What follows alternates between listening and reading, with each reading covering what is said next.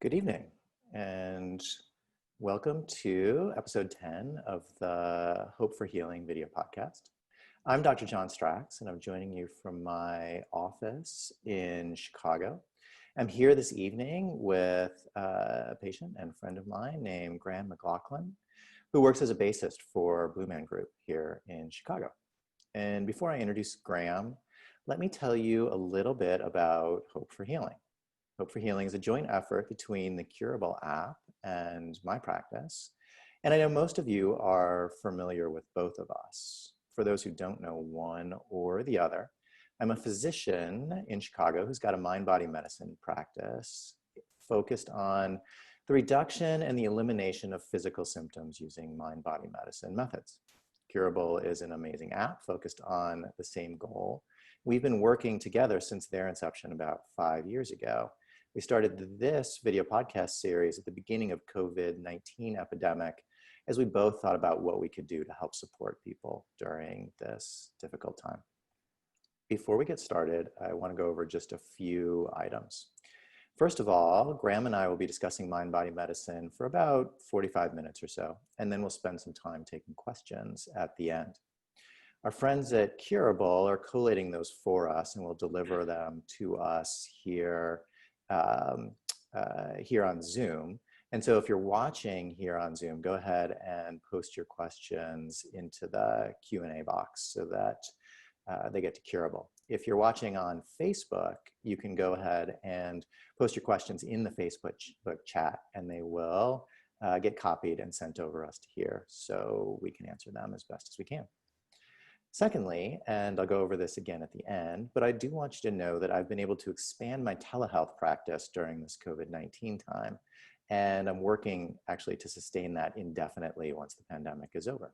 So no matter where you are, if you're feeling stuck with any of your symptoms, go ahead and reach out to me at www.drstracks.com, and my staff can give you details about speaking with me directly about your condition.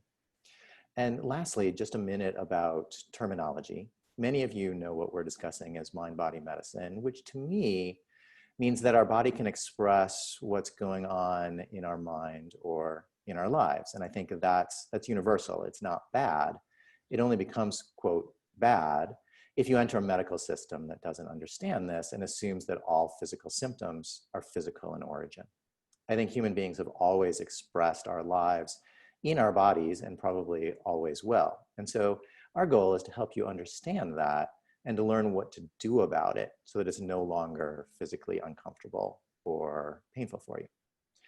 I originally learned this concept from a physician named Dr. John Sarno, who many of you have maybe heard of as well. He was a physiatrist in New York City in the 1960s who understood this connection between mind and body. He wrote several books about the concept.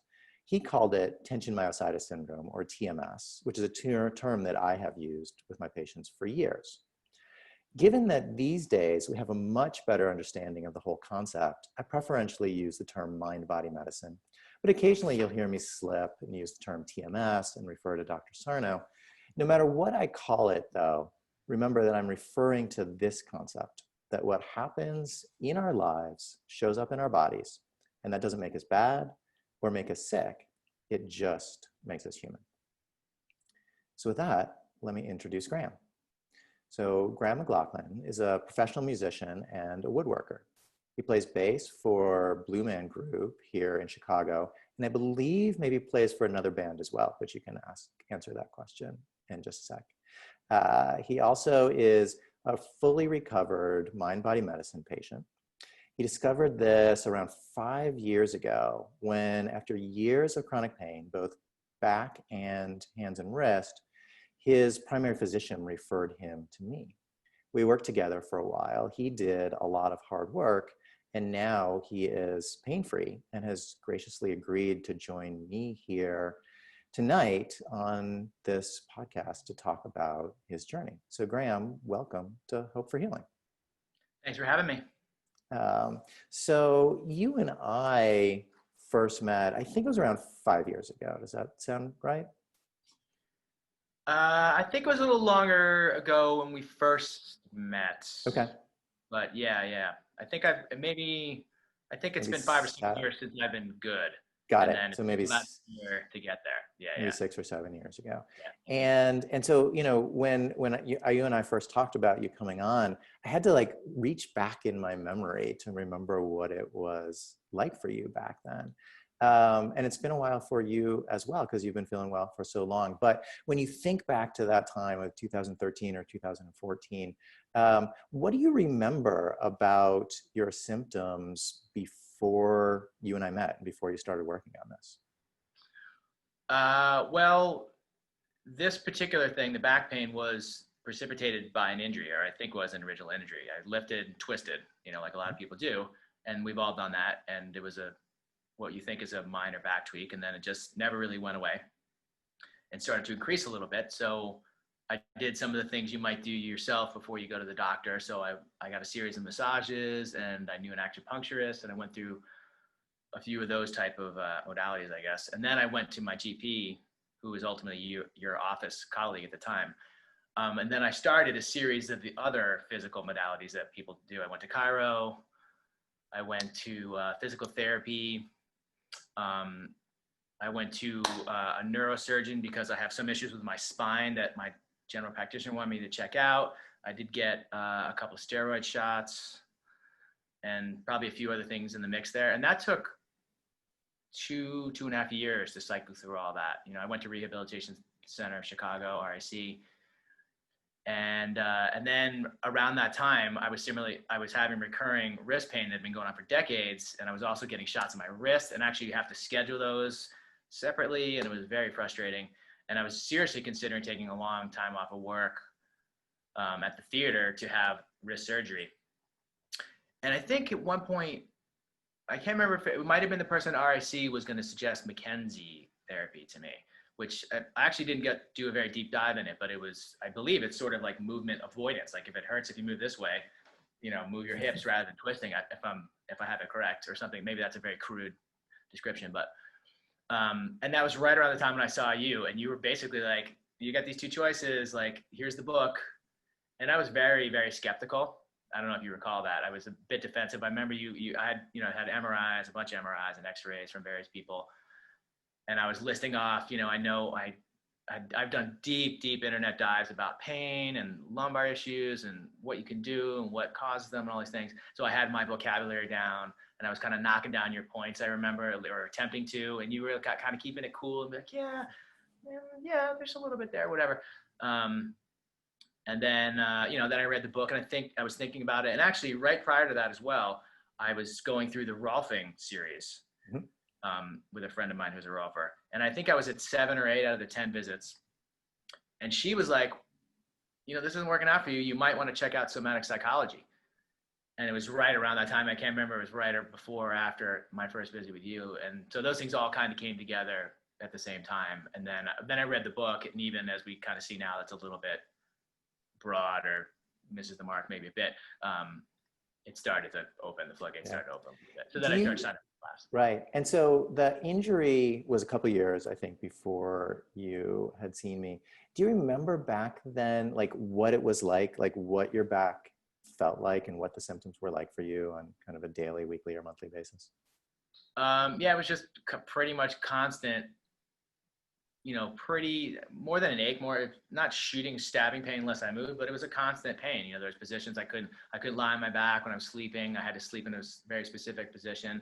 The twisting was the main thing. So if you're, say you're backing up a car, or, we've talked a lot about yoga practice. Like, it was extremely difficult to do most yoga positions, which I tried to keep doing just through the pain, where now I realized I was reinforcing the issue, that movement. So, when you go to all these doctors, there'll be a picture of a guy or a person, and you mark where it is and you give it a number. So it was starting at 2.5 and a 3. By the time I saw you, it was spreading, and I was putting 5s and 6s. So it was becoming a shooting, recurring pain every day. Yeah, right. I was there all the time.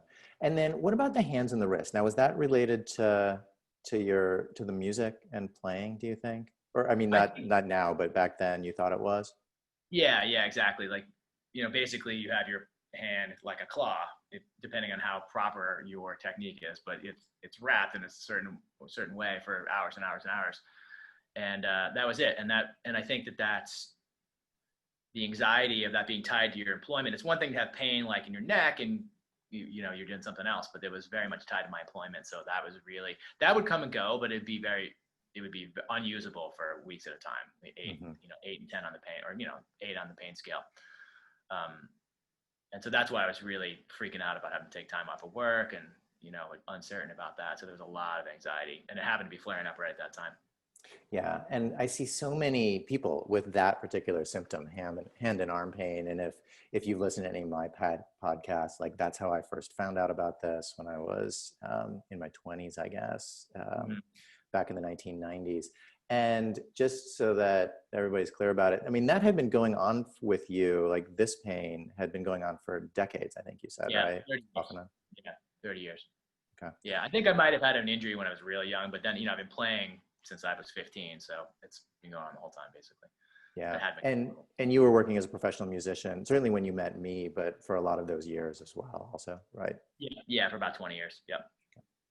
And so anyway, so then you came and met me. You were a little bit skeptical. I invited you to read one of Dr. Sarno's books, which you did. Do you remember back then, like what convinced you that there may be something to this? Yeah, I mean, I think part of it, this was the difficulty and also what clicked. I think his books in particular have they're very specific about the personality type. And enough of that caught my attention. There were some things that kind of aided my skepticism. And I was like, that's not me. And now, obviously, with hindsight, we can let go of most of that. But there was enough things about the personality type, sort of like you think of yourself as a perfectionist, whether you are or not, or you're convinced you're right all the time. You can do things better than anybody else, that kind of thing. So I was like, and honestly, I'd run out of options. Part of it is like, maybe I'll try this, because I've tried 8 or 10 physical ways to fix this. I've been to 6 doctors. I've become an expert in spinal, anatomy, whatever. And I'm making it's getting worse. Yeah, and I have that conversation with people regularly. I had it with a couple of people yesterday, sort of like going over reasons to think of the pain physically, reasons to think of the pain non-physically. And like the most common one I get is like, if it's physical, I don't know what else to do. And I think that's a common place that people get to. I think the first big piece of unexplainable evidence, which I can't remember if I heard from him or you, Dr. Sarno or you, was this concept of people having no pain but bad MRIs. There's tens of thousands of people that doctors are like, whoa, up and down their spine and they're fine. And that's just simply unexplainable, right? Way worse than my MRI was, and mine's not that great. Yeah, and multiple studies have been done on that show that you get 100 healthy people who are walking around and get an MRI on them, and 2/3 of them are going to be abnormal. And if you like mix them up, if you get 50 people with back pain and 50 people without, and get MRIs on everybody, and then say to the radiologist, like, okay, which one has pain? Like they can't do it. Yeah, there's no correlation really. Yeah. And so like I've seen people in my office with just terrible looking MRIs, and people with terrible looking MRIs who are in terrible pain, and then, a certain amount of months later, they're fine. They're running 5 miles a day. And so I mean, just go over mine. Basically, I have an extra lumbar vertebra, and it's not completely closed. I have a very mild case of spina bifida, and I have a couple discs with herniation. And, there's lots of places where it was funny that one of the doctors was saying there's something about your facet joints, which we now think maybe they've just come up with that because they can't explain your pain, but there's all the little wings on your spine, all the cartilage is worn away. So, I thought it was bad, and I thought that explained it, but. Yeah. And did everybody else tell you that explained it too? Like the orthopedist that you went to and the neurosurgeons? Well, that's the other thing. They all had sort of their own field's explanation for it. When I went to get PT, she's like, you have sacroiliac disorder. Like, the cartilage between the parts of your iliac crest and your pelvis are degrading. So you've got to, so you're going to do unbelievable amount of glute exercises, which you do, right? Which is fine. And then there was the leg measuring thing. I've had my legs measured 3 times, and they've been, not only they've been different, they told me which one is longer was different. Sometimes it's left, sometimes it's right. The first chiro, same thing. It's, you need to do these adjustments, and you can't roll out of bed, or you have to roll, all the chiro things that they say. And, you know, that's their profession. That's totally fine. I'm sure we all do those things. You know, it'd be hard when I see people now who have chronic pains. The first thing that comes to my head is that it's likely TMS, you know? Yeah, absolutely. Yeah. And okay, so what do you remember from back then? So you saw me, you read the book, you took my class. Was that the next step for you, or were there other things that you did first?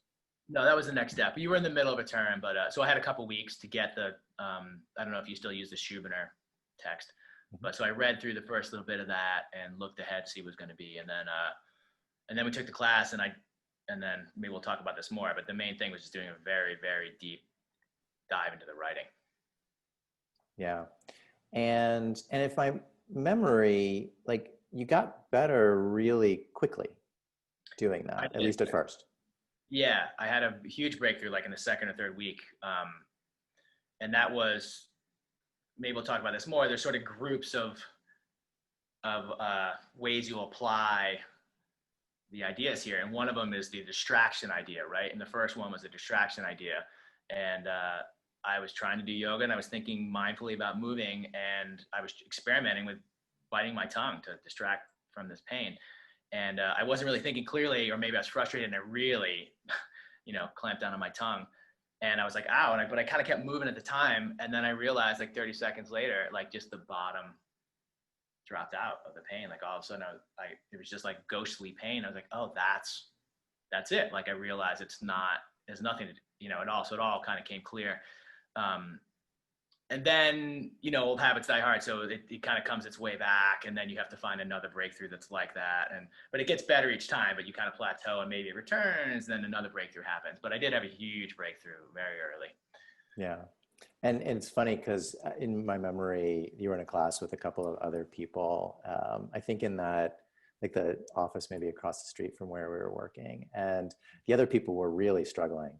And I remember you telling me you felt a little bit sheepish talking about how. Yeah, I was trying to play it down. I remember walking into that class being like shaking with giddiness about how awesome it was.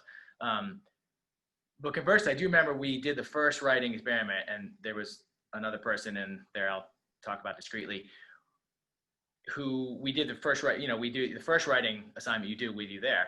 And I mean, 3 minutes into writing, this person was in tears. Mm-hmm. And I remember, because I didn't have an event or a personal bad relationship. I had what I think we think is a happy childhood. I was upset and a little bit jealous that I was like, oh man, you've got a thing to work on. I don't know what I'm going to, it's an ocean of possibilities, you know? And I was like, this person's going to be, they've got something to focus on and to dig into. And I remember like, I'm ashamed to say it, but I was jealous. I was like, but I don't know, you know, that person ended up struggling. I do see that. I think they were having trouble getting past. They were a religious chiro attendee. Yeah. So, all right. So thinking back to that time, just kind of walk us through like what you did and how you thought about this as you started to heal, because you had that big breakthrough and then sort of ups and downs. But what do you remember? What do your notes remind you that was the process for you as you went through all this? Well, again, I think there was kind of there's sort of, I think, three groups of things. There's the moving mindfully component in real time when you're moving. And so that's going to be thinking that you're strong and healthy and flexible. So before you're about to do something, that's what goes through your mind. And eventually that becomes a habit. I'm going to go down and tie my shoes. I'm going to look over my shoulder to move, to back up or whatever it is. So you just take the half second before you do that and think about that cleanly and clearly. And that begins to sink in. The second thing was meditation as a vehicle for visualization of this thing, which I would do. I think this might've been your suggestion, is to do that before yoga, for example, and visualize yourself moving pain-free, exactly what you're about to do in 8 minutes or 10 minutes. Think of it, you know, even if you have to visualize the little hot spots in our brain connected to the hot spot in your back, think of that, try and like diminish that, and then make the movement happen. And that worked out in lots of little incremental ways. You know, just one day I would be really focused about diminishing the pain, and I could just get down and do it. That didn't always last, but you would get, you know, just the water level drops. And then I think the third thing is, again, just being brutal with the writing to make sure your emotional house is real clean in the very beginning. I think I finished the course, and I was like, I'm just going to start writing again, do the whole thing again, which I did start doing. But then I came across this other text. It might have been on the wiki, the TMS wiki, about anger that we all have, rage, I think they termed it. So I kind of examined that vein, and that was a new set of personal inventory / writing to look into, and which that was the big thing that resonated for me in terms of psychological work.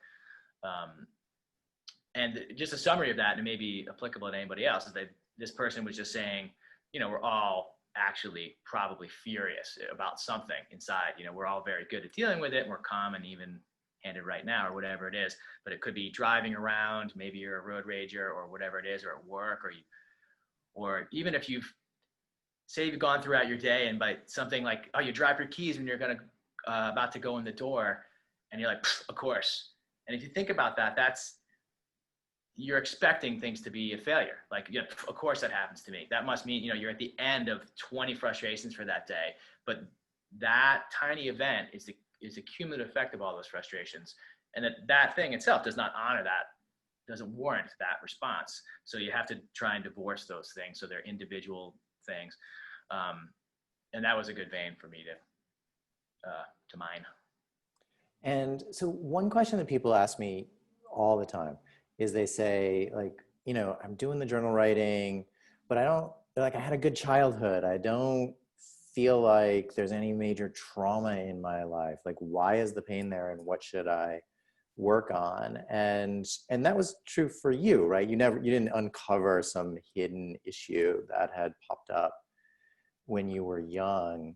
And so, like, what in retrospect, what do you think was causing the pain to be there, or what did you learn about why it was there? Well, I think the first thing about the writing is, and I think this was the thing that Schubiner talked about, the Schubiner workbook comes with a CD with it, or it did come with a CD, some kind of audio of. Now it comes with a password for an online link. Yeah, right. With some guided meditations that are sort of about inner child work or child mind work. And I can't remember again if it was his suggestion or your suggestion to write. When you're doing the writings, you're writing from the point of view, I'm not upset at a parent, but there's a component of my 3-year-old self that involuntarily, unconsciously remembers tiny microhertz that to that kid were a big deal. So if you let yourself off the hook and you can write from that point of view as a hurt kid, then something's going to come out. Like, it's not, whatever it was, having another kid, or, parents divorcing, even though it's amicable, or whatever it would be. So no one doesn't have some amount of hurt in that regard. So that's what I got out of the writing, even though there wasn't what we would think of as trauma. Right. Big trauma with a capital T. Like, that wasn't there. Right. From a 3-year-old's point of view, it's trauma. So you write about that. You're going to this is going to get thrown away. I'm going to write this down. I don't have my book anymore because I can't remember. I was planning on burning it. I don't think I did. I think I just threw it away. I might have sent it to shred, actually. So once I felt like you had written out in clear sentences your relationship with all of the important people in your life, that's in a box that's over here. And I think this sense of completion was important. Like, I held nothing back. I've done that. And then I feel like becoming a meditator, a regular meditator, and then mindful movement. Like, at that point, because I didn't have a very present and obvious thing to work on psychologically, I started coming up with these mind ideas of how to move and without pain, basically rehearsing, moving without pain, that kind of thing. Mm-hmm. And some of the ideas when that handout you had, I would think of, like, here's an example, when you're meditating and you get distracted easily, right? So a good way to use that distraction is, say you're walking somewhere and I have pain just from walking, whatever that is. My back's been straight. I've been walking for 3 hours or whatever it is. So I would consciously try and think about something else. Like what I used to do, I remember trying to feel my feet on the ground when I'm walking. So I'm walking, but I know that that's a distraction that I've concocted. So I'm walking, but I'm going to lose track of that, like I will in meditation, and I will forget that, and my mind will wander. But I've lost the first thing as well. So I will slightly have interrupted that pain a little bit, and that worked to a little, to some extent. So I would do that periodically. And then every time you get those little 1 milliliter gains, like that goes in your little confidence bucket. and then the next thing will be like, oh, I got to get 10 of these now, and I think I said that to you at one point, and I was like, now I just got to come up with 500 of these. And you're like, it's going to be 25s and 50s. And that's what it ended up being. Like, you get a couple of these. I probably had 8 or 10 like real big breakthroughs like that, but countless little tiny iterations of like, oh, that kind of worked, or that kind of worked. And they get easier because you're like, oh, I see how I'm going to have to make up something for my head. And that those small victories are so important. I talk with people about that regularly too, for a couple of different reasons. One, like a lot of people who come and see me are somewhat perfectionistic. And so we have this idea in our head that if we're not 100% better, then we're not better yet. And so I was talking to somebody yesterday, interestingly, who said, like, when can I start to feel better, do you think? And I was like, you'll start to feel better when you start to look for how you're better, which is a very like strange Zen answer that I don't usually give. But the principle is there, which is like, you have to be able to see it. You have to be able to see those micro improvements. And you were really good at that, saying like, oh, like that, even though it's coming back, like that's a big win. And then I think you were able to build on those pretty successfully and pretty quickly. Yeah, I think that is, you really have to keep a snowball of positivity. Like those things are all validation that's working. It's if you've had any tiny breakthrough at all, to me, that invalidates the idea that it's physical, right? I mean, if you've been able to, tiny bit, like for me anyway. So it's just a matter of knocking down all those dominoes. There's going to be, there's a way. Once you've knocked down a few of them, like, oh, I just need to figure out, I know I'm going to be able to, I just need to figure out what they're going to be. I know I got to think of ways to thinking about it. Yeah, I remember thinking like, you have to accept that it's a concept that's real for people. That's what's happening to me, number 2. And number 3, it's going to work for me. And that's the third tier is where I think that maybe your patient was at. They're like, I get it, but when is it going to be the thing for me? And you just have to let the positivity snowball, because again, if you've had any tiny success, that means it's going to work. You just got to figure out how to scale it up. Yeah, I like that. I like that thought that like as soon as it starts to work, it's worked. And, right. Right. That is exactly it. It's worked. I mean, you haven't seen it yet. You're at the first step of how many it is, but that's the right staircase. Right. Yeah. Can you, do you have a specific example? You talked a little bit earlier about the like visualization of movement, which isn't actually, I don't talk about it as much. I don't know that Curable talks about it as much. Do you have any specific examples? You may have given one already, but any more specific examples of how you used that particular strategy in ways that was useful for you? Yeah, basically back then I had a fixed yoga practice, which I already did. So I would meditate for not very long, 10 minutes, to get to that spot where, I don't know, if anyone meditates regularly, you kind of know when you're there, right? Whenever it is, you've gotten to a reasonable mental quiet spot.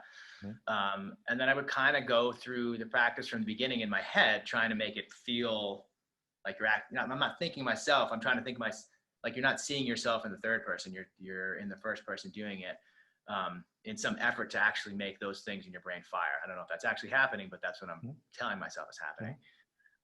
And then, and you will actually you might trigger some pain by doing that if you're really, really visualizing it well. And then if you do, stop and just calmly try and work through that next section. I'm not going to go through the whole thing, 45 minutes of it while I'm sitting there, but I'll go through quite a bit. And the things, for example, in my case, twisting was a difficult thing. So I'd spend a lot of time mentally doing trikonasana, twisted triangle, like going like this. What's that going to feel like? And then visualizing both ends of the nerve that's connecting all this. It's obviously more complicated than that, and like quieting that down and like dimming those little lights. And that's pretty much the gist of it. Or it's small things, which I think in the Schubiner book, like I'm going to bend down and tie my shoes now, as opposed to doing it involuntarily. Like you've created a connection, an involuntary connection, that this movement hurts. So if you just rehearse in your head for not even a second before you do it, it's, over hundreds of times, it works out. Right. Yeah. And so in psychological terms, it's conditioning that leads you to this place where you associate the pain with the movement. And then it's exposure, which is the treatment. And so psychologically speaking, you go back and you do the movements, and what you were doing was this cognitive exposure where you see yourself doing it in a pain-free way. And then as you gain confidence in your mind that you can do it, then you go and you do the actual movement. That makes sense, And so usually in psychological terms, people will use that to treat anxiety, but in this model, we can use it nicely to treat pain. Yeah, I mean, it totally works. It really, that was the daily thing. Like everything else was something that comes up incidentally, but that was like I'm doing this every morning for, 9 months. Yeah. And so a couple more questions just about this. And so one of the things that you and I had talked about at the time was this idea of finding lots of different techniques that would be helpful for you and trying them out with the concept of I think failing fast is what we decided it would be called. And so do you remember if there were strategies that you tried out that you decided weren't going to work for you, and so you put them aside and focused on the ones that did? Yes, I think there's some thought of if your left wrist hurts, think of your right wrist, that kind of thing. Those like opposite symmetry things. I tried all of those and I thought maybe it would work. Didn't work this month. Let's try it next month. Those never really quite worked for me, but I could see that's the same type of thinking. I would have done something different, I think, after a while of, like I said, I would think of a different motion while I might be doing this. So I say I'm reaching for this, but I'm thinking of the feeling. I did a lot of thinking of the feel of your feet on the ground. To another kind of yoga thing of feeling grounded. Mm-hmm. I'm a healthy person. Grab this kind of thing. Grab the cast iron pan with my injured hand, that kind of thing. I never would grab milk or I never grab a gallon of anything or a cast iron pan. So those didn't work out as well. Yeah, I think the things that worked out were just better versions of things that didn't work out. So like the thing I didn't obviously think of the feeling of my feet first off. I might've been like, oh, my hips are slightly swaying or my shoulders are square or something like that. I think one of these times we talked about this and you're like, oh my God, I've got, there may be 80, 85 is not going to fail, but you only need 1 or 2 or 3 for a month. You're going to go through, say I'm walking 2 blocks, I could think of 10 on the way there. Like, oh, my ears, there's nothing you can't think of, right? It's just more having a little bit of fortitude to focus to think of it for 25 uninterrupted seconds. Yeah. Yeah. And then in retrospect, as we're talking about it, I'm thinking that, it was important for you to get the concept, reading the book, listening to me, going to my lecture. But then once you got the concept and you were fairly certain that you understood that your spine wasn't the problem, then you became confident that like you weren't injured and you could go back to this, and then you figured out how you're going to move back to the movement that you wanted to do in a nice, progressive, fairly quick way. Yeah, I think I had a second breakthrough maybe a few weeks after the class ended. So that would be like 5 or 6 or 7 weeks after starting. And then, then I felt like, okay, I see how this is going to go. But it probably took a year till I would have said I was pain free. But, and those were all, like I said, 6 or 8 breakthroughs or something like that. But even 4 months in, I'm like, I'm good. Like this still hurts, but I'm good. Like this is going to be fine. It's not a thing. I'm not degrading. It still hurts, blah, blah, whatever it is. And that does get frustrating. And actually the danger there is you're like, that's good enough. I can live with a little bit of pain and maybe that's fine for everybody or anybody. But it comes back. Like you're like, oh, I made a breakthrough and I'm going to, I'm fine. Let's just kick it. I don't have to like, really work mentally all day, every day, because I feel pretty good. And then it starts to ebb back a little bit because your old habits, your old brain habits kind of come back. But yeah. Do you remember what that second big breakthrough was, that a couple of weeks after the first one? I think that was the rage thing. I was like, oh yeah, I'm furious. Lo and behold, I'm angry at everybody.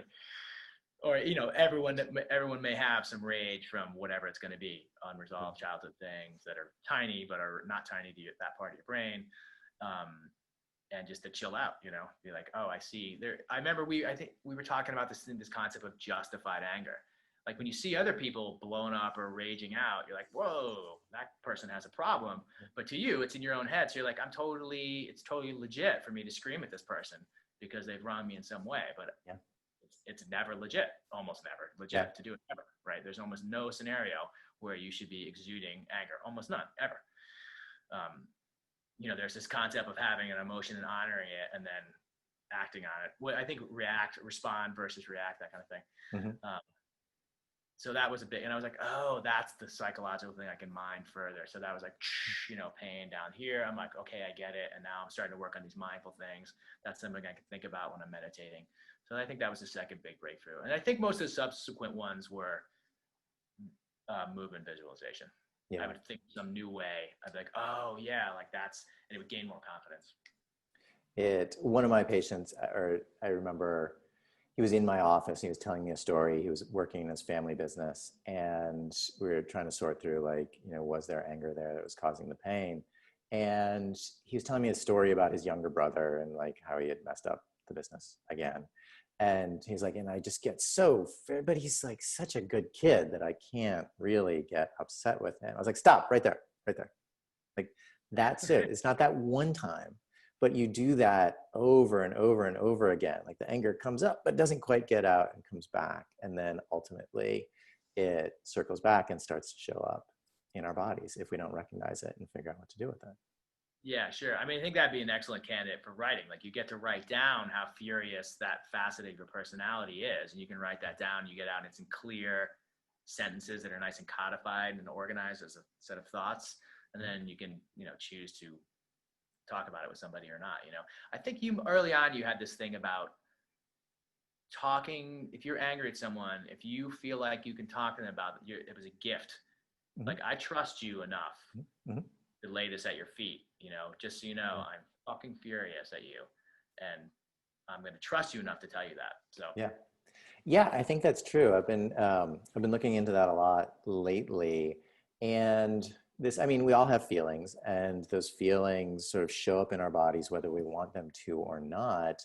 But then I do think it's important ultimately to learn how to share those feelings with other people. I was listening to a podcast recently by a psychiatrist I like named David Burns, who said that his experience is that we can either share our feelings or we can weaponize our feelings. And we weaponize our feelings, like we can weaponize them outward, like, yeah, how dare you?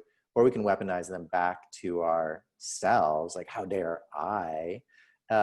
Or we can tell somebody, I'm fucking furious at you. Or like we could tell them, I'm a little bit irritated, I have to tell you about this. And so, we can play with the volume on that, but the sharing, I agree, is a gift that we give to the people who are close to us or sometimes not even close to us. But I think learning to use those types of emotion words in conversation is an important skill as we learn to deal with all of this. Certainly. I think that's exactly it. That there's going to be some kind of relief valve, and the maturity concept is how you're going to do it. Is there going to be an explosion or like a measured response? Yeah. So it took about a year, like you had some big breakthroughs right away, and then you kept working on it. You worked on it hard. And after about a year, you were feeling really well, or to the point where you didn't feel like you had pain. And you had come to me initially for the back. And so did the hand and wrist pain, like, did that get better at the same time? Or was that sort of a little bit, like, how did that all play into the mix with the hands and wrists as opposed to the back? Or was it all together? It sort of did. I wasn't spending any time like that. We had come and gone a lot. And it just stopped coming back, really. Like, wasn't something I was focusing on at the time, really. I think it'd been such a long time. It's probably, even now, I sometimes forget that I probably, I'm right-handed, so I probably favor it anyway. So I think that's just, it did go away, but I didn't spend much time on that. I think when it popped up, I'd be like, oh yeah, you can grab that, just think mindfully about it. But it wasn't, I didn't have to put a lot of energy towards it. It was in the bargain, I guess. Yeah, which is nice. And I hear that regularly, that people will come for one symptom and another one will pop away. IBS sometimes goes away as people are working on their back pain. Reflux disease goes away as people are working on their Yeah. back pain, migraine headaches. And so, yes, I hear the 2-for-1s regularly. Do you remember though, at the beginning when you, because like I said, you'd come to me for the back pain, right away, did you think like, huh, I wonder if this applies to my hands too? Or is that something sort of you noticed not being as much of an issue down the road? Um, I don't remember thinking that actually. Maybe I was just thinking it was in its own little personal remission state, you know. And at that time, even though I was probably around the time when this was hurting, the back pain, because it was growing and spreading, that was taking up all the mental real estate. So I Yeah. might not even notice this. Yeah. You know, no, So okay, so that was a year or so, and then you were feeling really well. So now since then, what has happened? Do you still get pain ever, or has it been like just a non-event for you since then? um, pretty much no. The only time, and this has even gone away in the last couple of years, when I don't know how we term this, when you get sore from working out or doing whatever that is, with lactic acid or not pain, you know, the next day you're sore, whatever that would be, that used to register as that kind of injury pain. Like, when you can tell the difference between if you're sore from overexertion and sore from injury. When I'd be sore from overexertion, the brain, that would fire right in that spot. Like if I was doing something, like I said, I've been a recreational woodworker, so I use a chainsaw now for fun. It's awesome. But you're leaning over, it's a heavy thing in front of you for hours on end. So your legs and your glutes and your lower back get really tired. So that would, I remember, you get that kind of pain again, and you kind of know that that's the case.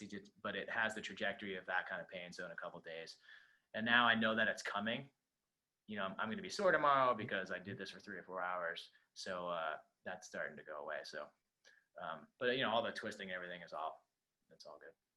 And then what about the hands? Like, does that pain ever come back, or like maybe, or just in like little small whispers, and then you kind of laugh at it? Yeah, a little bit. Not really pain. I feel like I probably am forgetting to not favor it occasionally. So I might be like, forget that in certain ways that it might be twingy, which is actually probably fine.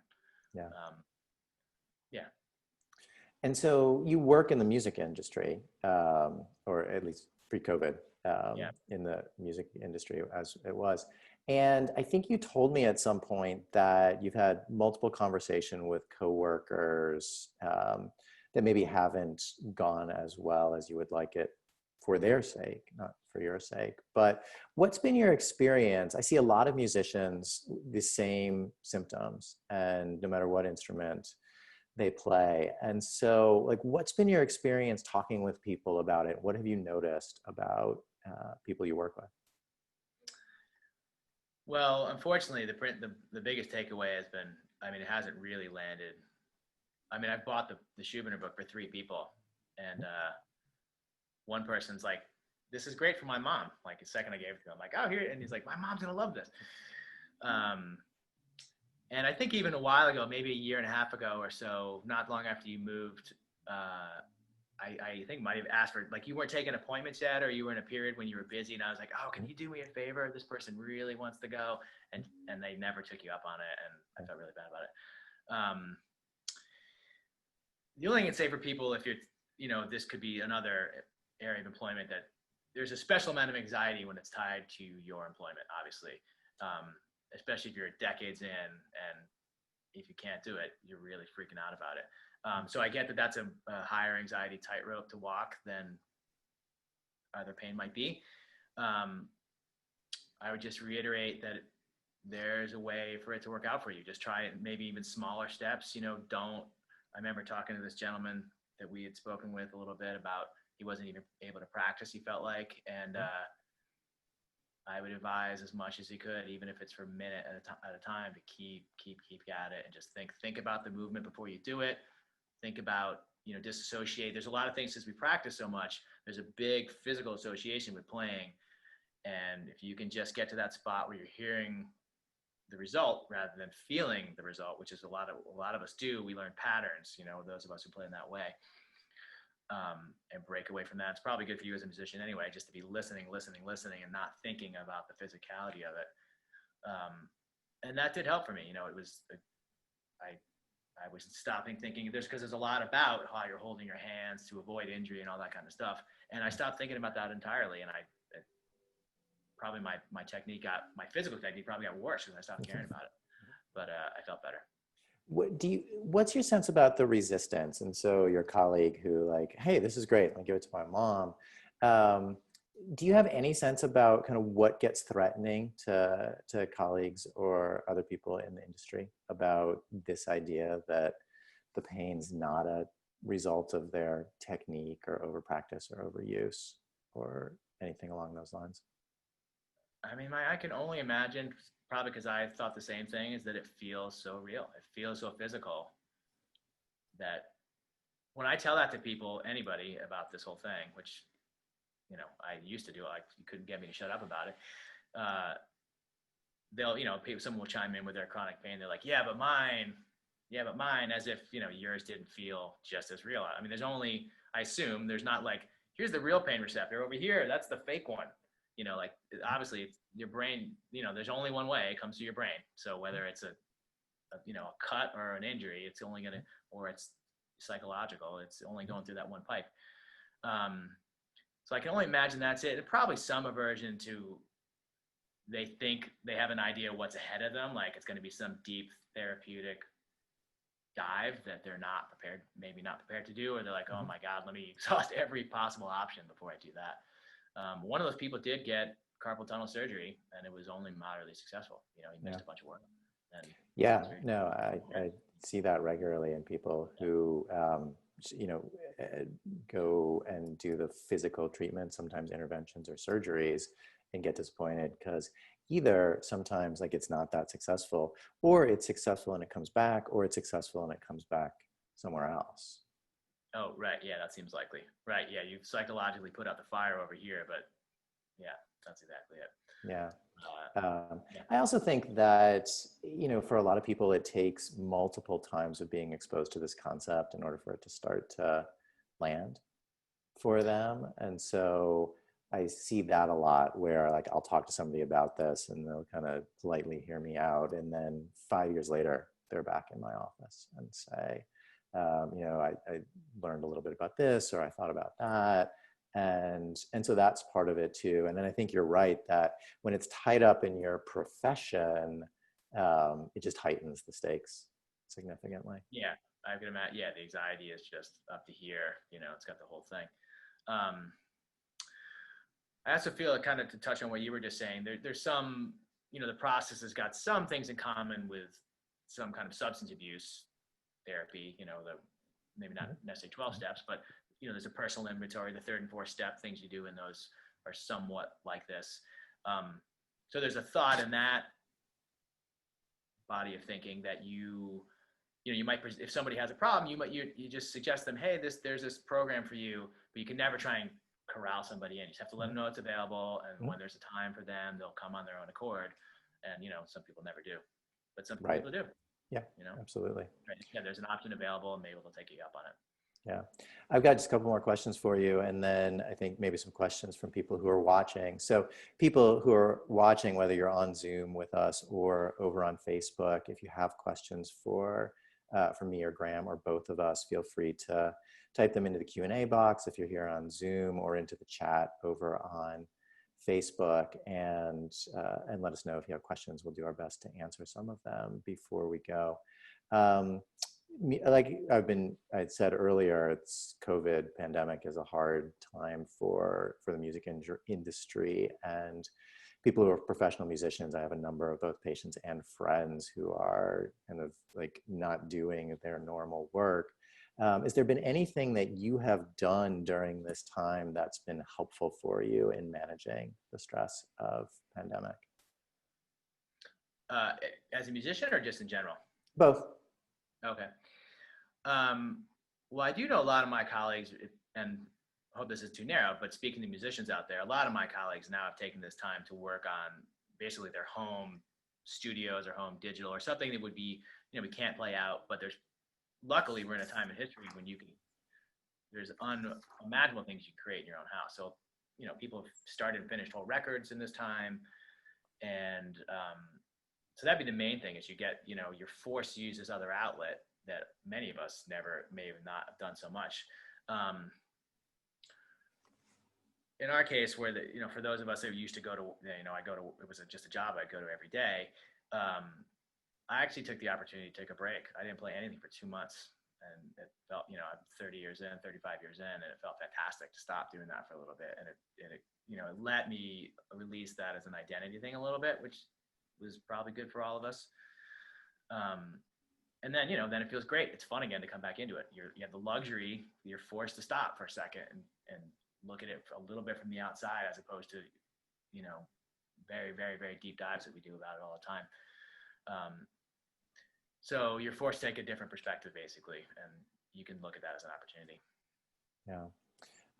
Anything else that you want people to know about what you've experienced, what you've learned, things that you think would be helpful for people at various stages of this journey? I think we touched on this a little bit. I mean, basically, I really feel like there is a path for almost anybody who starts this. Like you just have to find what it is and keep inventing, like in those kind of big groups of where you put your effort, these buckets that you're going to put your effort. There's thousands of tiny ways that you can think about this differently, and little techniques that you have to invent for yourself.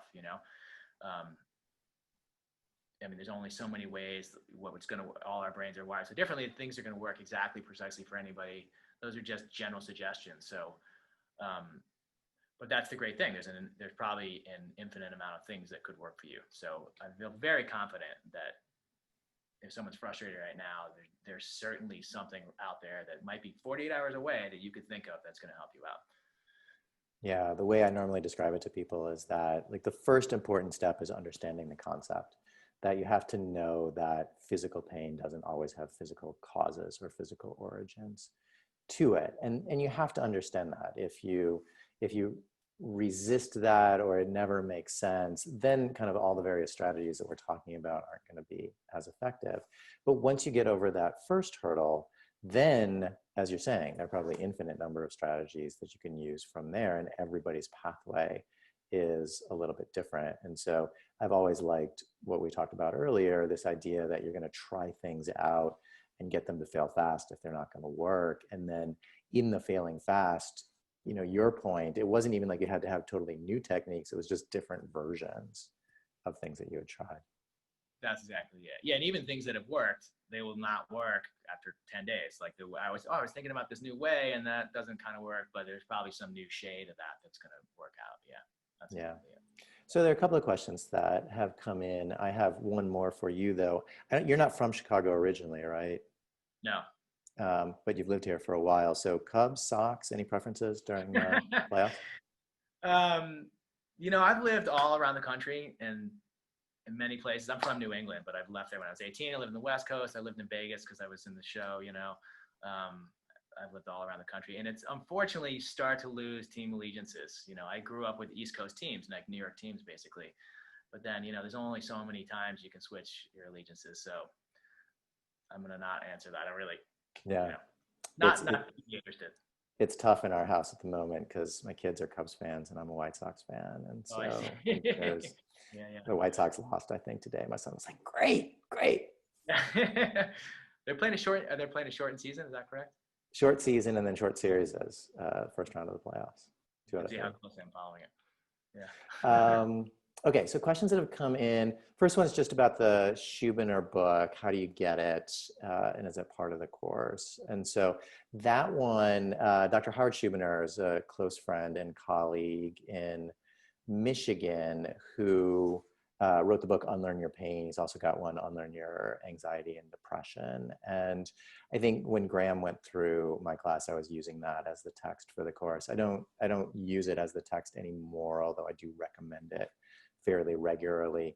He was, I think, our second guest on Hope for Healing. And so those of you who are listening, if you haven't seen that interview, that's a good one. And he and I talked for a couple of hours actually about our experiences in teaching this. But Unlearn Your Pain, it's available, I think, on Amazon and from his website. And I highly recommend it, both for the information that it gives in terms of the nature of pain and what we've learned about it, and then the various writing and other exercises and meditations that he describes and has found useful.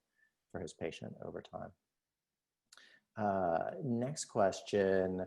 So if you have some pain a few days in a row after you've gotten better, is there anything that you do to nip it there? So we talked about this a little bit, but if you have some pain, Graham, that like seems to be creeping up, is there anything that you routinely do to try to get it to calm down and go away?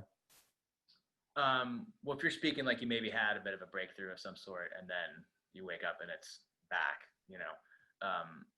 the first thing is that that's likely to be the case. That's part of the, you kind of revert to your unfortunate new mean a bit. But the thing that's going to get you out of it is the same thing. So I always went back to, it did work. I get that this, I'm slipping in my own habit here, but it did work. I know that that's a real thing, and I'm going to make a left into positivity here and not into, it could be hard. Like if you had a breakthrough and then like you're 10 days, 15 days, 20 days without, as it getting worse again or whatever's happening. But you had the breakthrough. Like that's basically the ball game. It's going to work for you.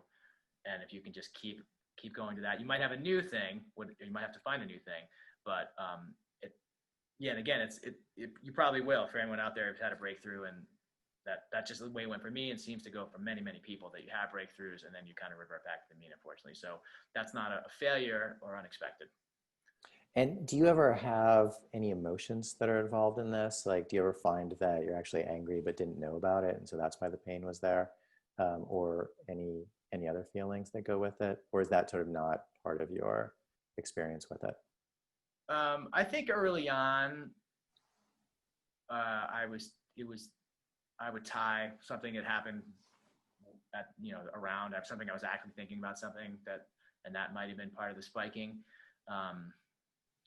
But then again, early on, and then through, those first several months, I was really taking a lot, especially after this discoveries about rage and things like that. I was really, really, really trying to work on that. So we might have talked about this thing another time of like sort of recognizing the germ of an emotion. Like I can feel this coming on, and you just got to chill it out. Like this is the thing where I used to get furious or whatever it was. And having an understanding partner is invaluable, that they can be like, you're screaming. Did you realize you're screaming? That kind of thing. Yeah. You're like, oh yeah, it's so involuntary, unfortunately.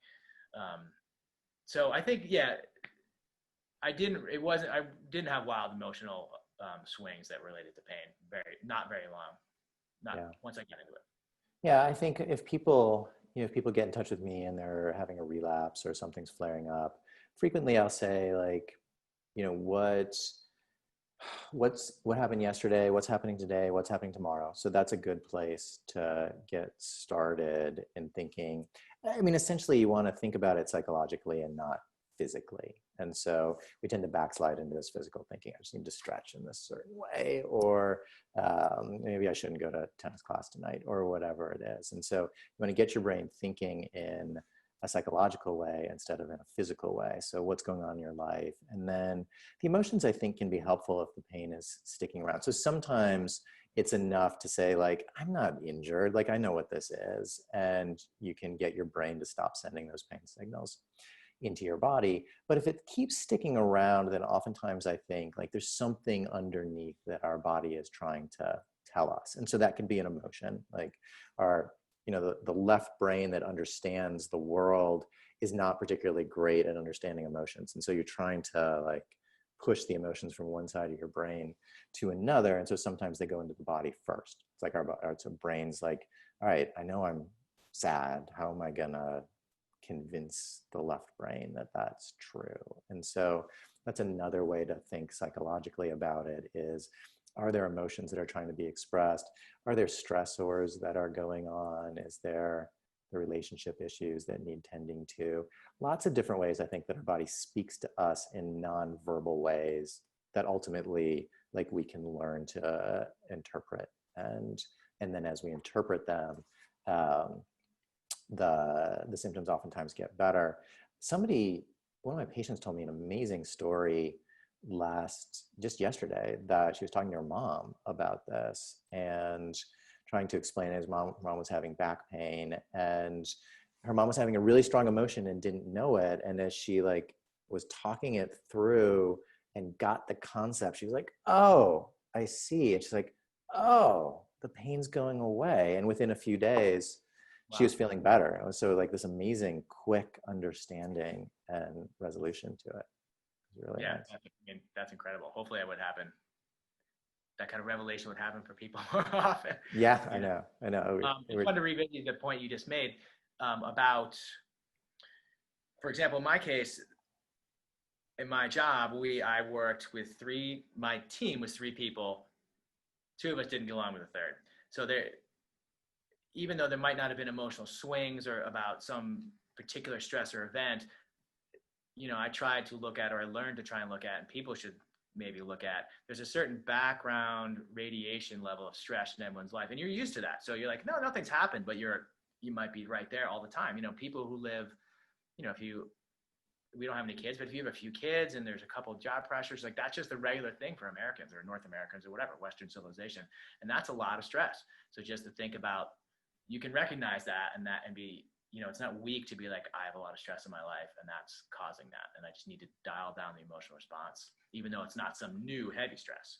Yeah, dial down, or oftentimes just recognize. I think, I teach classes in this still, and we were talking last night that I would say like 80% of the time, if I ask somebody a feeling question, how do you feel about that? I get a thinking answer in response. So how do you feel about that? I feel like I'm going to tear his head off.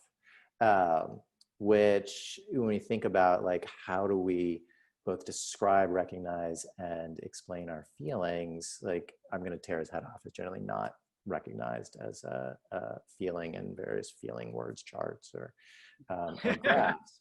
But then you have translate, like I am intensely, extraordinarily angry with him. And then we start to recognize it for what it is. And so there's some studies, interestingly, that say that if you can name the feeling, if you name the emotion that you're having in the moment, it calms down the amygdala, which is one of the areas of the brain that we really think contributes to these sensations of pain that we feel. And so it's like just naming it, not doing anything with it, just being able to say like, I am so angry that I could tear your head off, will calm things down and calm down the pain. That's what that patient's mother experienced the other day. Like just naming the feeling was enough to get it done. Sure. Yeah. So the next question, someone's had chronic pain for decades. Will they necessarily have a very long healing trajectory? And so is there more work to be done if the pain's been there longer?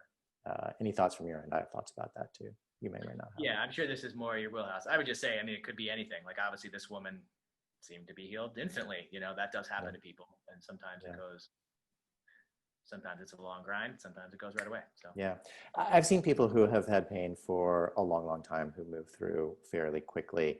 Jill Rydell, who I interviewed, I think 2 episodes ago. So this is episode 10. So it would have been episode 8. She had migraines for 30 years, maybe 40 years, would have like 200 a year. And she learned about this probably around the same time you did, Graham, maybe a little bit after, and was significantly better in like 6 to 8 weeks. And then same thing, like over the course of a year or so, reduced the number of migraines from 200 down to like 2 a year. And so I've seen a number of people like that who like these patterns are ingrained and they've been there for a long time, but really understanding the concepts they can move through fairly quickly. One of the things that Jill said maybe on the video cast, or she said to me in previous talks that she's given, is that she remembers the process of healing as being kind of fun.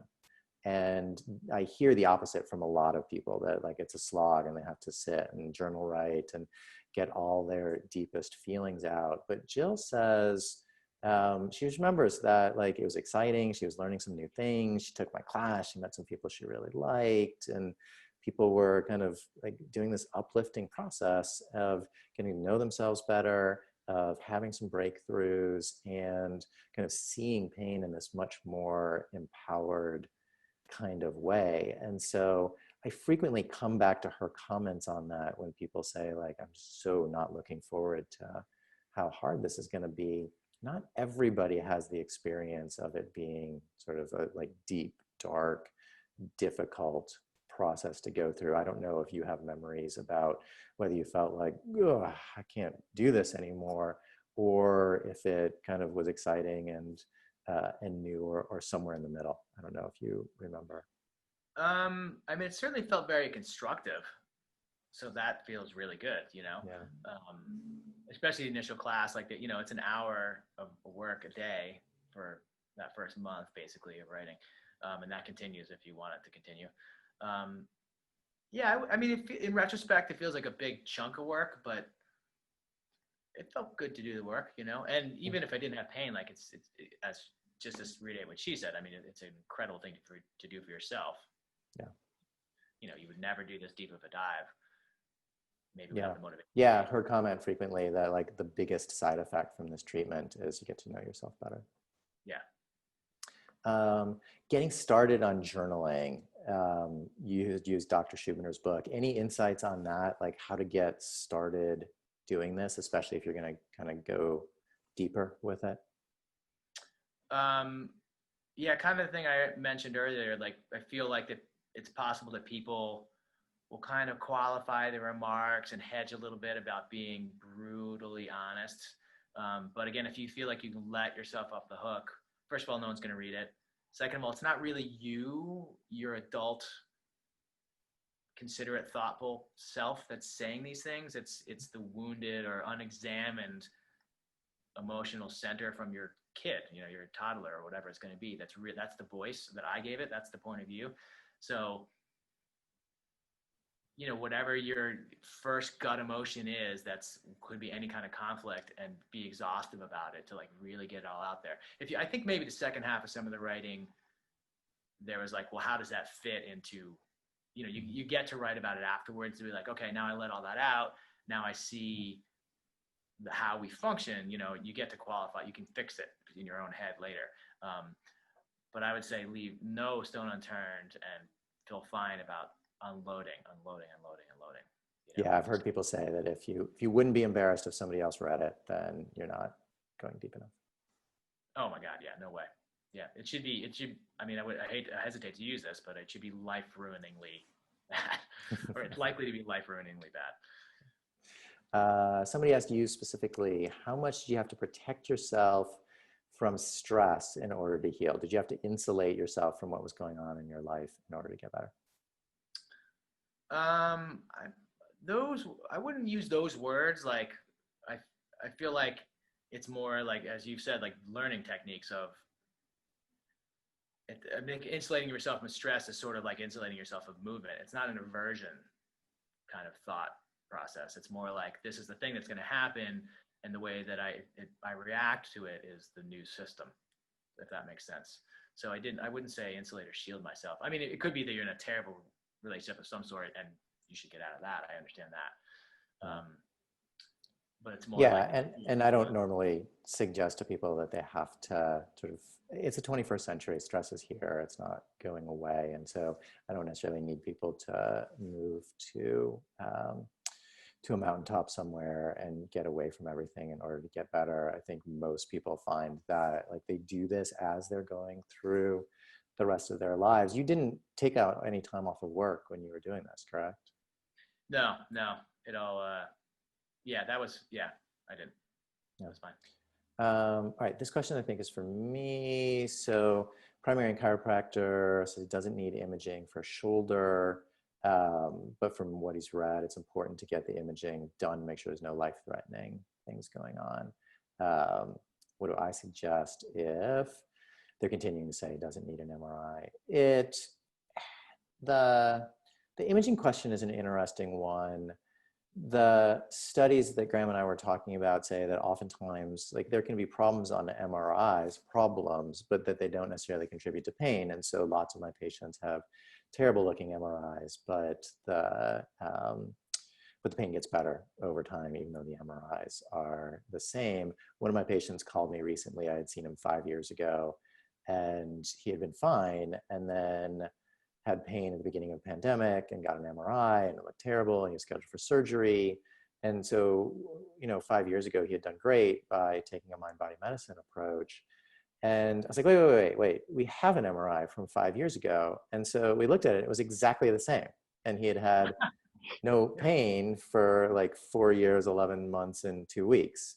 And it's like, and in recognizing that, he's like, oh, okay. And then he got better really quickly without the surgery. And so I do think that that imaging isn't always the best route. I will say that all said, if I'm working with somebody and like they keep bumping up against this idea that like something's wrong, then oftentimes I will order imaging, and you can usually find somebody who will order it for you, whether it's me or another practitioner that you see. And so I'm not averse to getting imaging done and seeing what's there. I feel like when I'm talking with people, most of the time I can tell just from the story and the physical exam whether there's anything that's super dangerous or potentially super dangerous going on, but I'm not opposed to ordering imaging when I think it's going to be helpful, which leads into the next question, which is, how do you ignore that voice in your head that keeps saying it must be a structural problem? Did you have any issues with that? Like, did you have some part of you that kept saying like, yeah, I'm not sure that it's not my spine? Once I had the second breakthrough, I don't think so. It's Yeah. just you can't ignore it after a while.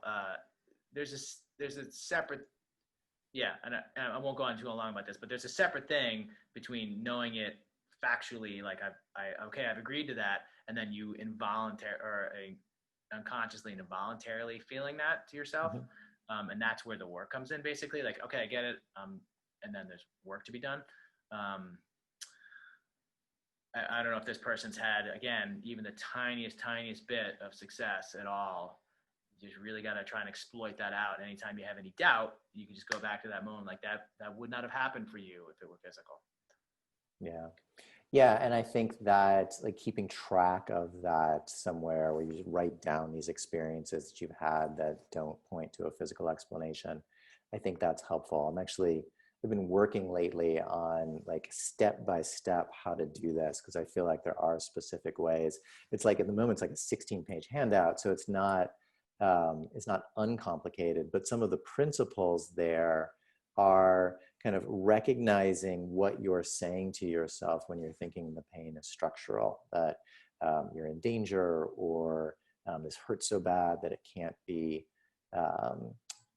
psychological, it has to be physical. And then sort of recognizing where our resistance is to thinking about it physically. And so I think most of the time, not most of the time, but certainly some of the time, like we don't want to get hurt. We don't want to put ourselves in danger. And so recognizing that our mind tends to go back to safety, but making sure that you've explored enough, like someone's done a physical exam, or you learned enough to know about the underlying nature of pain, and reminding yourself repeatedly, like, you're safe, this is not going to be dangerous to you. And then really working hard on, okay, if I'm consistently thinking this pain must be physical, like what else can I like literally write down that's going to counteract that? Yeah, it feels physical, but I've learned so much about the nature of pain that like logically it doesn't really make sense to me anymore. And then you're trying to strengthen that. You can strengthen that with more education. And I think you can strengthen it with experiments. And so you can kind of predict how much relief you'll get with a physical intervention. And then you can predict how much relief you'll get with a psychological intervention like journal writing or meditation. And you can write those down and record them too. And then you can see over time in black and white, like, if I look at the evidence, does it really make sense that this is a physical issue? And I think going through it systematically like that can really be helpful. The last couple of people I've talked to about this, when we get to that part where I say like, you can do some physical experiments, they all say like, I've done all those physical experiments and they never work. And so that's good information to have too. And so just trying to continue to build up your evidence that you're going to be okay. And so, okay, 3 more questions. Can this be effective for rheumatoid arthritis is a question for me. It can help in rheumatoid arthritis. If somebody comes to see me for rheumatoid arthritis, I rarely talk just about mind-body medicine. It's a piece of what I'm talking about, but oftentimes I'm working on other treatments as well and getting some labs to assess how bad the inflammation is. And so anytime there's pain, there's a physical component, an emotional component, and a psychological component. With rheumatoid, I think that physical component is a little bit higher, but there's still a psychological and emotional component too. And so if you work on it in this way, you will definitely knock down the levels of pain. I would also say that there's other types of strategies that I usually work with when someone has an autoimmune disease. And just on the topic of autoimmune disease, there's a lot of interesting data on the connection between autoimmune disease and trauma. And so some of my favorite books on trauma, like The Last Best Cure and The Body Keeps the Score, those are really nice entrees into that arena. And so if it's not something you've explored before with an autoimmune disease, it's worth taking a look at. Let's see, is it ever wise to unpack emotions by yourself without a therapist? Graham, did you work at all with a therapist or ever feel like you were sort of getting in too deep to do it on your own as you were learning about this? I didn't, but I could well, first of all, when we're in the class with you, that there's an element of that. Yeah. I felt like you were giving people For sure. advice like that. Yeah. But again, I feel like other people might be in have a more serious situation in that way. So I don't know if I'm really qualified to answer that. Yeah. Yeah. Yeah. And I'd say that plenty of people do work with therapists. Plenty of people don't work with therapists. And, I think like Graham said, if you start feeling like you're in too deep, then that's probably a sign that it's good to reach out to a helping professional. There are lots of therapists out there who understand TMS. There are lots of therapists who don't understand TMS or mind-body medicine by that name, but who, when you explain the concept, get it pretty easily. And so I definitely have seen people who have worked through this on their own, but lots of people choose to work with a health professional as well. And last question. So what about a plateau? You make improvements and then get stuck. Is there anything other than patience and kindness for yourself? Any thoughts about that? If you're plateauing in your progress, yeah, I think it's time to keep looking for things, to new ways to think, versions of what's already worked, or thinking of new ways of visualizing, or whatever it's going to be. I don't know if we've talked at all about the TMS wiki, but there's, it's a website with it's a set of chat rooms, right? Mm-hmm. And there's thousands of ideas on there, mm-hmm. And again, only need one or two to work for you. So right. You can, I would read through there and look for something. Oh, this guy tried, I don't know, some kind of breathing exercise that worked as a distraction technique for him. Mm-hmm. So I think if you're at a plateau, it's just time to try new things and not just wait it out. Yeah. Yeah. And you did this all before Curable was available. And so Curable is the same thing, both in terms of, right. And just in terms of like the variety of exercises that they have and strategies and strategies in general, strategies in pain, and then the same kind of community on Facebook for getting questions answered and getting input from other people who have been working on it as well. And as this person said, like patience and kindness are so helpful. And the being compassionate to ourselves and giving ourselves time and space to try new things, work on things, have things fail, have setbacks, but not getting down on ourselves when that happens is such an important part of getting better. So I think we will end there for the evening. Graham, any last thoughts for people who are watching? Yeah, just the thing I said before. There's certainly a way you can orchestrate this for yourself. It may not be clear at the time, but I think you can work it out. Yeah, and oftentimes you start with a step, and then the next step becomes clear as you take the first step. And so it's not a very pleasant strategy for human beings, but it works really well, and it teaches about the patience and kindness that we were just talking about. So anyways, thanks so much for being here and spending the time and talking about your own story and answering questions. I know how much people appreciate people talking about what they've experienced and how they've gotten through this. So thank you for being here. Thanks again for having me. And thanks for everybody who's been listening and asking insightful questions and supporting each other on Facebook. Every time we do this, I just get reminded about how important it is to be part of this community and how blessed that I am to be part of what we're all learning about how to heal pain in this brave and creative and cutting edge way. So a couple things before we end. Remember, I do have expanded telehealth options during COVID-19. And so if you're interested in talking with me directly, you can go to my website, drstracks.com, and we'll get back to you with instructions. And if you enjoyed this episode, Curable and I have curated them all on the Hope for Healing landing page, which is curablehealth.com/hope for healing. You can sign up for our newsletters and see all previous episodes as well. So I'll be back here in 3 weeks, October 21st, that's a Wednesday, at 5 p.m. Central Time with another Hope for Healing episode. And I hope you can join us then as well. Until then, good night, everybody. I hope you have a great couple of weeks, and I hope everybody out there stays safe and healthy. And with that, say good night, everybody. Thanks. Good night. Thanks, Graham. Thank you. See ya.